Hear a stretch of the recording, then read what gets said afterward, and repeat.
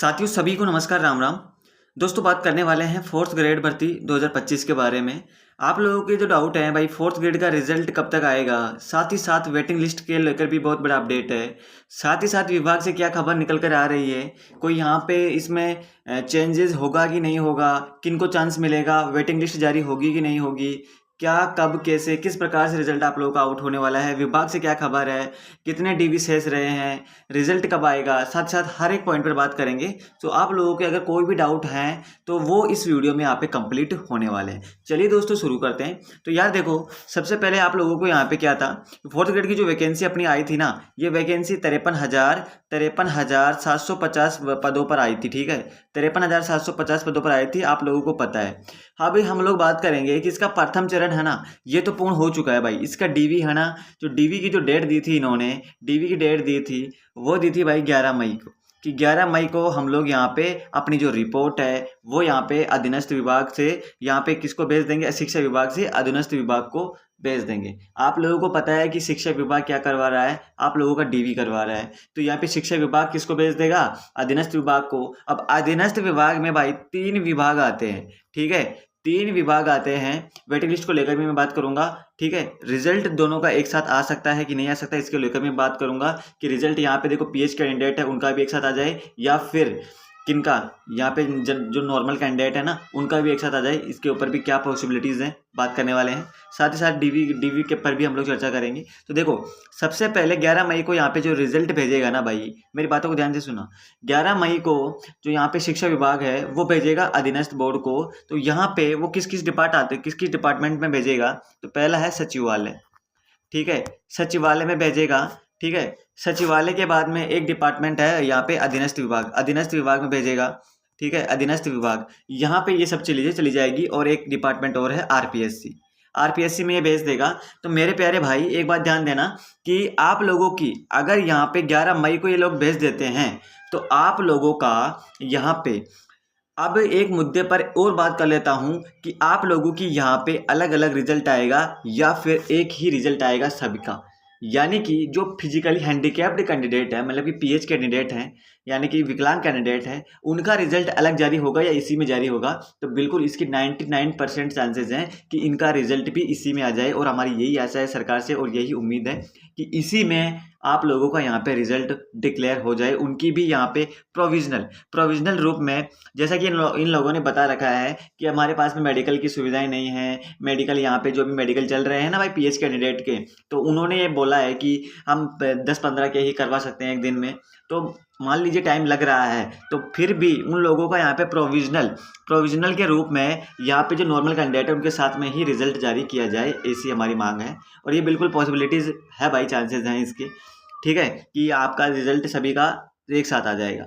ठीक है, अगर एक साथ आ गया तो आप लोगों को बहुत सारे प्रॉफिट होने वाले हैं दोस्तों। अगर आप लोगों का अगर ऐसा होता है तो आप लोगों का यहाँ पे 11 मई को तो भेज ही देगा ये विभाग को। तो आप लोगों का जो रिजल्ट है वो आने के चांसेस रहेंगे ना, वो 30 जून तक रहेंगे भाई। फिर 30 जून तक आप लोगों का फाइनल रिजल्ट आ जाएगा, फाइनल। ठीक है, फाइनल रिजल्ट आप लोगों को 30 जून तक आ जाएगा अगर ऐसा रहा तो। देखो, इन लोगों का बाद में, इन लोगों को साथ में आ जाएगा आपका रिजल्ट। फिर आप लोगों को क्या करना रहेगा, जैसे ही रिजल्ट आएगा, रिजल्ट आने के बाद में यहाँ पे ये जो तो भेज ही देगा इन लोगों को। तो फिर आप लोगों को कार्मिक विभाग से यहाँ पे सचिवालय में एक सचिवालय और आरपीएससी, यहाँ पे तो ये पदों को यहीं पर रख लेगा। और यहाँ पे एक विभाग है प्रशासनिक सुधार विभाग। ठीक है, प्रशासनिक सुधार विभाग है इसमें सचिवालय में और आरपीएससी में। तो ये क्या करेगा, तो ये करेगा भाई आप लोगों के लिए। ठीक है, ये आप लोगों के लिए यहाँ पे जितने भी सिलेक्टेड कैंडिडेट है ना, जितने भी सिलेक्टेड कैंडिडेट है 1 गुना के लिए, ये उनके लिए यहाँ पे जारी करेगा, कॉल लेटर जारी करेगा उनके लिए। ठीक है ना, तो ये उनके लिए ये सिस्टम रहने वाला है।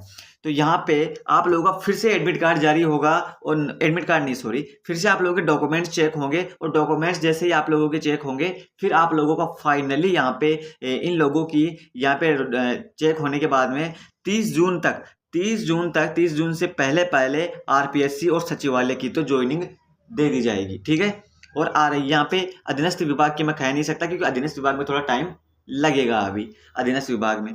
बट यहाँ पे अगर 11 मई को ये भेज देते हैं तो फिर आप लोगों के यहाँ पे और साथ साथ पीएच कैंडिडेट के भी अभी आ जाते हैं यहाँ पे, इसी आप लोगों की लिस्ट के साथ में पीएच कैंडिडेट भी आ जाते हैं। तो आप लोगों के सिलेक्शन के आप लोगों के यहाँ पे चांसेस रहेंगे 99% कि अधीनस्थ विभाग का भी यहाँ पे 30 जून से पहले पहले आप लोगों को यहाँ पे ज्वाइनिंग दे दी जाए। और 30 जून तक आप लोगों को ज्वाइनिंग मिल गई, इससे पहले मिल गई, तो आप लोगों के लिए दोस्तों यहाँ पे बहुत ही अच्छा प्रॉफिट रहने वाला है। क्योंकि दोस्तों आप लोगों को यहाँ पे काम करते हुए वर्क करते हुए 1 साल हो जाएगा, और 1 साल होने के बाद में आप लोगों को इंक्रीमेंट लग जाता है, ये लग जाएगा इसमें। मतलब ये कहने का मतलब ये है कि आप लोगों का अगर 30 जून से पहले पहले आप लोगों की ज्वाइनिंग मिल गई तो आप लोगों को यहाँ पे प्रोबेशन पीरियड के रूप में काउंट किया जाएगा, और आप लोगों को यहाँ पे इंक्रीमेंट लग जाएगा। इंक्रीमेंट लगकर ही आपकी सैलरी यहाँ पे काउंट होगी। अदरवाइज अगर 30 जून के बाद में अगर 1 जुलाई मान लो 2 जुलाई की आपकी ज्वाइनिंग रही तो फिर आप लोगों को यहाँ पे ऐसा नहीं रहेगा, फिर तो आप लोगों को पूरे 1 साल काम करना रहेगा, उसके बाद में इंक्रीमेंट लगेगा। ठीक है, इस प्रकार से रहने वाली है।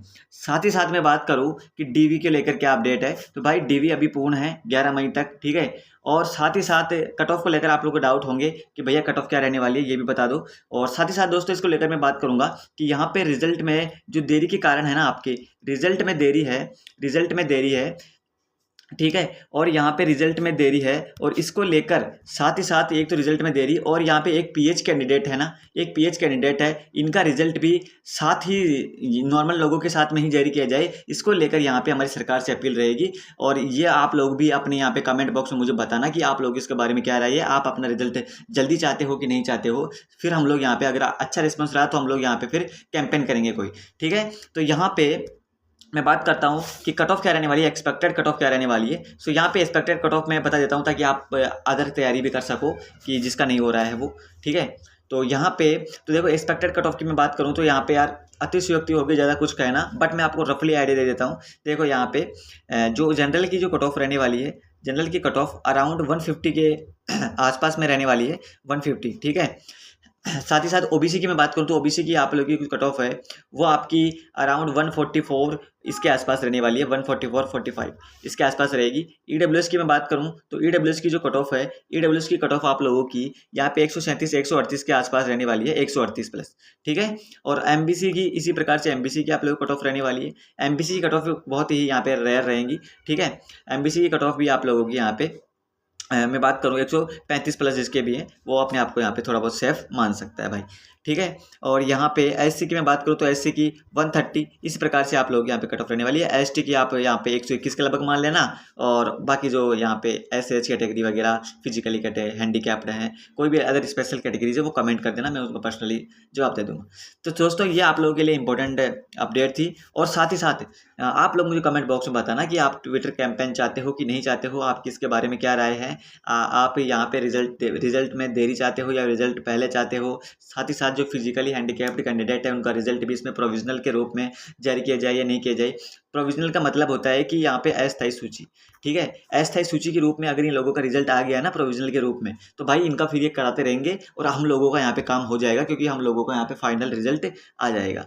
और यहाँ पे ये जिन लोगों को भी मेडिकल रहे हैं ना फिजिकल हैंडीकैप्ड लोगों के, तो ये होते रहेंगे फिर। ठीक है, सो ये आप लोगों के लिए अपडेट थी। धन्यवाद, जय हिंद।